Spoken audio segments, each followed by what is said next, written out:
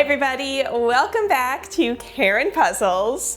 So when I put up the video the other week of my latest puzzle haul and I asked you all which puzzles you wanted to see me do next, I was so surprised when so many of you said you wanted to see the Jackson Pollock World's Most Difficult Puzzle. If you didn't see that video, let me tell you about this. This is made by Springbok and it came out in 1964, and at the time they marketed it as the world's most difficult puzzle right there on the box. This was a huge hit back then. People were obsessed with it.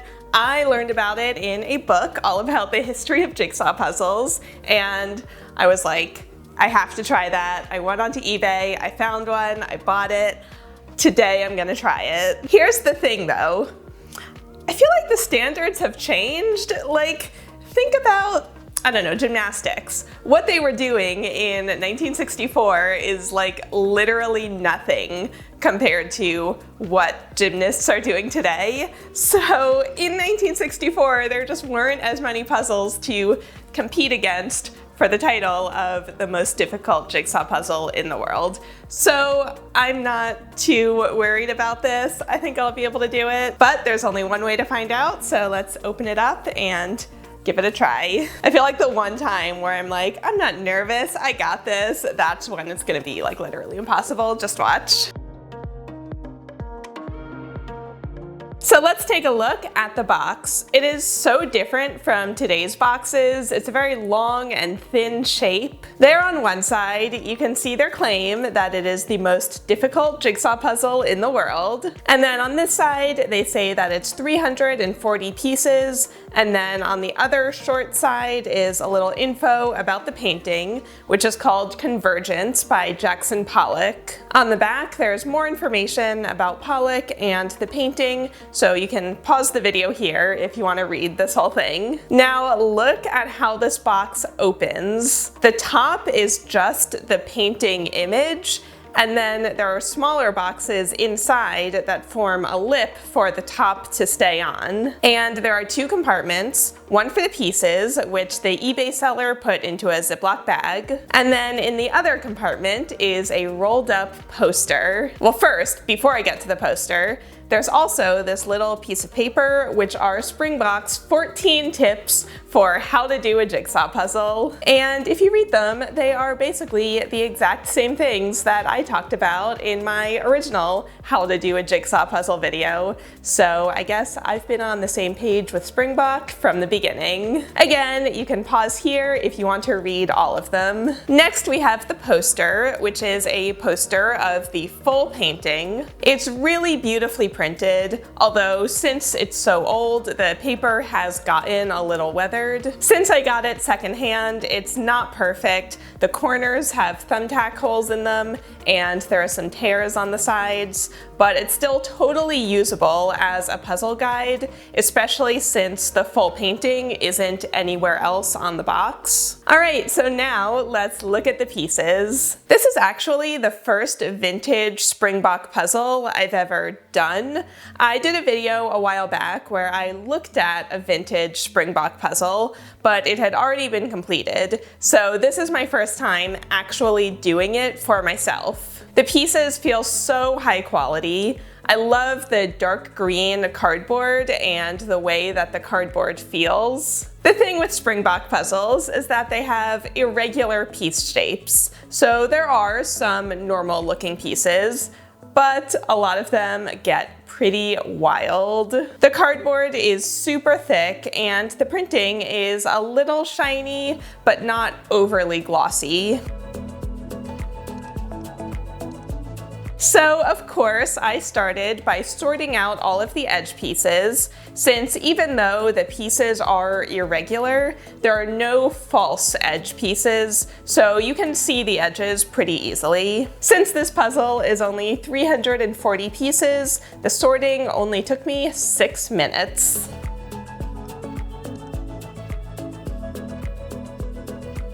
So I just separated out all of the edges, and now here's my dilemma. How do I tape down the poster so that I can actually see the picture that I'm working towards when it is one, very old and very fragile, and two, rolled up. So here's the solution that I've landed on. I took this puzzle board, which I also just showed in my last haul, and I used a little bit of washi tape, which I first stuck to my pants and then to the poster, so that hopefully it's not quite as sticky and I can get it back off without tearing it. And anyway, I just taped it down, and I think I'm gonna put this down here on the bench next to where I'll be sitting so that I can just keep looking down and referencing it. Wish me luck. Time to actually start the puzzling. Next, I put together the edge, and this was way easier than I expected. I organized all of the pieces into neat rows. Since the image on the pieces is so busy, this makes it easier to see the actual piece shapes. And doing the edge only took me 15 minutes. Now, I noticed on the box that they never say the puzzle size, so I measured it. It is about 19 inches wide by about 12 inches tall. You guys, I totally got this. I just finished the edge and it took me maybe like 20 minutes. Here you can see it all put together. The interesting thing about having so many like differently shaped pieces is that not every single part of the edge fully locks together. You can see that these two pieces are making that little nook of one of the other pieces. So once I, get those filled in, this will be locked together, but just as an edge, it's not quite there yet. And while working on it, I always like the edge. I call it getting to know the puzzle because you just get a sense of what the different textures are like. And I already started, recognizing these yellow shapes, and this texture down here is like different from this texture up here. So even though it does look a little crazy and intimidating, I don't think it's gonna take more than like the afternoon. Okay, so it's time to actually get started on the puzzle. It's a little hard to tell since the pattern is so dense, but I started by pulling out all of the pieces with blue on them, and then after that I moved on to the yellow pieces. And I may have gotten a little overconfident since the edge went together so quickly. Take a look at my vlogs from while I was doing the puzzle, and then I'll be back with more thoughts. Okay, so I take back a little bit of what I said. This is definitely a very difficult puzzle. I would not say the most difficult in the world still, but not as easy as I thought it might have been after finishing the edge. So you can see I've made a little bit of progress, but I keep just pulling out pieces with like different colors, like the yellow ones are here and the blue ones are here, and then trying to work my way in, but it's slow going. For a puzzle that's only like 340 pieces, this is taking quite a while. So it's been about another hour and a half, and I feel like the further I go, the easier it's gonna get because, obviously once there aren't as many pieces to look through, it just goes together a lot more quickly. Finally started crossing that hurdle.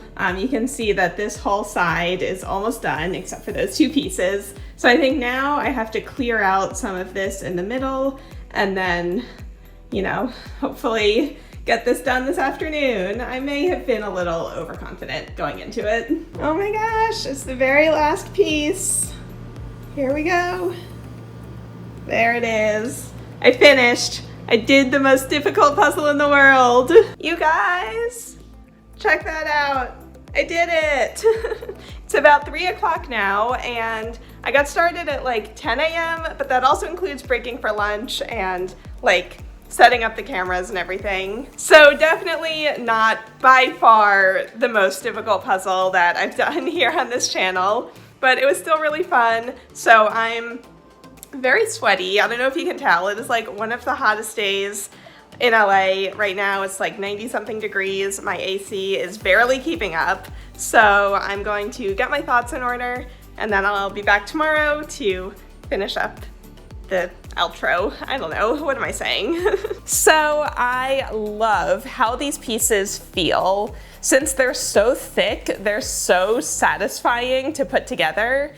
And since the shapes are so unique, I never had any times where I had put a piece in the wrong spot. It's super high quality, so it was really easy to tell when a piece was right or wrong. Also, the relative larger shape of these puzzle pieces probably also helped with that, since the gaps were more obvious than if the pieces had been smaller. Also, since this is a famous piece of art that's hanging in a real museum, I feel like I really got to know the painting way better than if I had just looked at an image of it. I talked about this in my review of Pomegranate puzzles, which are all puzzles of art history artworks, where doing a piece of art as a puzzle really gives you a new appreciation for the artwork, since you're so up close and personal with it for so many hours. So it was definitely slow going at first, but once I hit about the halfway point, it definitely became much easier, since there were fewer options for what piece could go into each slot. Another thing that really helped was organizing the pieces into neat rows, just like I did with the border, since it becomes much easier to see what you're working with that way. Also, I just want to note, major shout out to the eBay seller I got this from, because all of the pieces were there, which means they managed to not lose any of them all the way from 1964 until now. That's something that is always a worry when you buy puzzles secondhand, but in this case, it all turned out okay. So since the puzzle is only 340 pieces, it didn't actually take me all that long. And by the end, the pieces were just going in one right after the other. My final time for the entirety of the puzzle, including the sorting and the border, was just under 4 hours, which is a lot for a 340 piece puzzle, but way less than many other puzzles that I've done.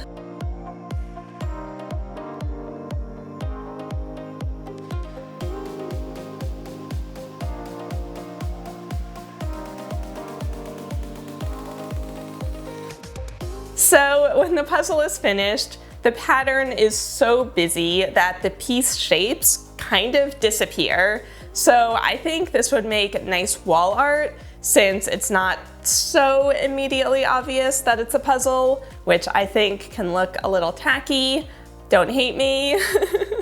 I love puzzles, just not necessarily as wall art, okay? However, even though the pieces hold together pretty well, enough to be able to flip the whole thing over, it's still not rock solid, so you would probably want to glue or tape it together before hanging it up. So before I go, I just want to talk about the entire concept of the most difficult puzzle in the world, which I think is flawed, because most difficult can mean so many different things. Does it mean the puzzle that takes the most time? That would probably go to the 40,000 or 50,000 puzzles that are out there, just from the sheer volume of pieces. But since those images are typically easier types of images, your rate per puzzle piece, like the amount of time it takes per puzzle piece, is going to go down. You know, something like a single color puzzle is going to take a lot more time to find each individual piece, even if the total amount of time to do the puzzle is less than one of those giant puzzles. And then what about like the brain teaser types of puzzles, which may have way fewer pieces, but the frustration factor is so much higher? Is that more difficult than one that takes longer but goes together pretty quickly, where you're always making progress? So I just don't think there even can be a world's most difficult puzzle, because there are just too many factors that come into play. But even all that being said, this puzzle still doesn't even come close to being what I would consider a highly difficult puzzle, for a couple different reasons. Of course, number one, it's only 340 pieces, so there just isn't that much that you have to work with. It has really unique piece shapes, so it's relatively easy to spot the type of piece that you're looking for. And even though the picture is pretty dense and complicated, it still has a picture, which automatically makes it easier than any single color puzzle that's out there. And single color puzzles already existed at the time that this puzzle was made. I don't know the exact year, but around the same time that they released this, Springbok also released a few puzzles called, I'm gonna look at my phone to make sure I get it right. They're called Little Red Riding Hood's Hood, Close-Up of the Three Bears, and Snow White without the Seven Dwarves. And so these were solid red, brown, and white puzzles. And those names are A+. I love whoever came up with them. So I can't say for sure if those exact puzzles were available at the time that they made this claim of being the most difficult in the world. But in the little piece of paper with puzzle tips that I showed you earlier, they reference single color puzzles. So that makes me think that those puzzles were already out at the time that they released this one. And any of those puzzles would be way more difficult than this puzzle because there are more pieces and they don't have a picture for you to work off of. So anyway, even though this is definitely not the world's most difficult jigsaw puzzle, I'm still really glad that I have it. I just think this is such a cool piece of jigsaw puzzle history, and it's like a really special puzzle to have in my puzzle collection. Also, it smells really good. It smells like an old book, like the old cardboard. So if you want to try it, these don't seem all that rare. As I said, they were a huge hit in the 60s, so they made tons of them, and when I just randomly went to eBay one day to see if there were any on there were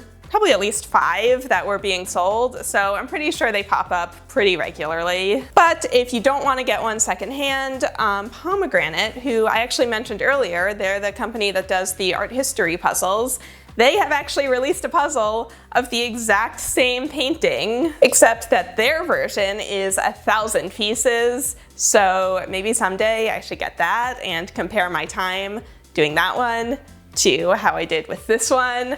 I feel like it being 1,000 pieces automatically makes it way more difficult than this one was. Or if you want something that's a little more modern with brighter, happier colors, BetterCo sells a puzzle called Modern Art, which is the same type of like abstract painting, but a little easier and, as I said, happier colors. So I'm going to link everything that I talked about right down below. Tell me in a comment, is this a puzzle that you feel like you might want to try? Or also tell me, what is the most difficult puzzle that you have ever done? However you want to define that. Thank you so much for watching. Happy puzzling. And your code word, if you have watched all the way to the end, is going to be world, okay? And then I'll know that you watched this whole video and that you are my #1 favorite puzzler in the world. All right, bye everyone. I'll see you all next time.